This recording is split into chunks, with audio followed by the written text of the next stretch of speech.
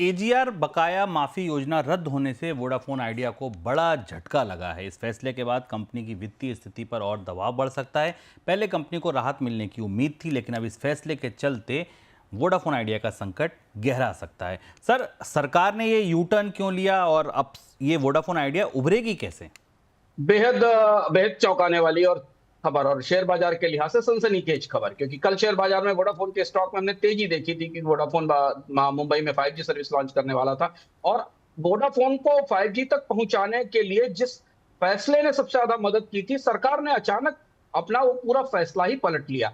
सरकार ने वोडाफोन को अपने पैर पर खड़े होने के लिए भारतीय प्रतिस्पर्धा टेलीकॉम सर्विसेज बाजार में प्रतिस्पर्धा को दो कंपनियों तक सीमित होने से रोकने के लिए एक ऐसा अजीबोगरीब फैसला किया था, जिस पर उस समय भी सवाल उठे थे कि क्या सरकार को किसी प्राइवेट कंपनी को स्पष्ट रूप से मदद देनी चाहिए। मदद ये थी कि जो पुरानी बकायेदारी थी रेवेन्यू की, जो सुप्रीम कोर्ट का एक चर्चित केस था जिसमें कि पुराने हिसाब से रेवेन्यू की गणना की गई थी और कंपनियों से रेवेन्यू की वसूली की जानी थी, उस वसूली को सरकार ने वोडाफोन के लिए टाल दिया था। वोडाफोन को करीब करीब 70,000 करोड़ रुपए के एजीआर ड्यू चुकाने थे, जिसे सरकार ने रोक दिया था और उसके बदले सरकार ने वोडाफोन में इक्विटी लेनी थी।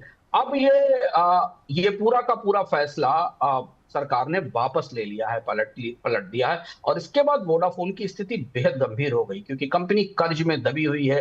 कंपनी को करीब 29,000 मार्च 2026 तक 29,000 करोड़ रुपए के ड्यूज पे करने हैं, और 43,000 करोड़ के ड्यूज उसे 2031 तक पे करने हैं, जो आंकड़े हमारे सामने आ रहे हैं।